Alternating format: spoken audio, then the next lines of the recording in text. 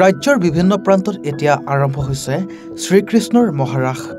তেজপুৰৰ বিভিন্ন প্ৰান্তত ৰাস মহোৎসৱ পৰম্পৰাগতভাৱে চলি আছে যদিও তাৰ মাজত শোণিতপুৰ জিলাৰ সাংস্কৃতিক ঐক্যমঞ্চৰ উদ্যোগত প্ৰথমবাৰৰ বাবে দুদিনীয়া কাৰ্যসূচীৰে অনুষ্ঠিত কৰা ৰাসৰ আছে এক ব্যতিক্ৰম। যোৱাকালিৰ পৰা দুদিনীয়া কাৰ্যসূচীৰে অনুষ্ঠিত কৰি তেজপুৰ জয়মতী খেলপথাৰত আটক ধুনীয়াকৈ সজাই পৰাই তুলিছে মণ্ডপটো।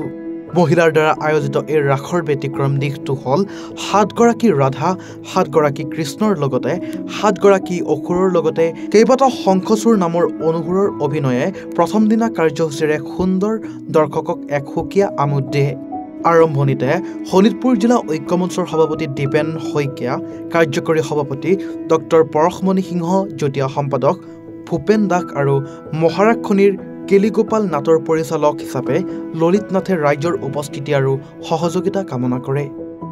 বিশিষ্ট সমাজ সেৱিকা জয়শ্ৰী ভূঞাই ৰঙা ফিটা কাটি মঞ্চ মুকলি কৰে। তেজপুৰ উন্নয়ন কৰ্তৃপক্ষৰ সভাপতি বিৰাজ নাথে বন্তি প্ৰজ্বলন কৰে। তেজপুৰৰ পৰা বিশ্বজিৎ দাসৰ ৰিপৰ্ট, এনিভাৰত 24। অভিনয় কৰাৰ হেঁপাহ আপুনিও পঢ়ি ৰাখিছে নেকি? আপোনাৰ অভিনয় কৰাৰ অভিজ্ঞতা নাই? কোনো কথা নাই।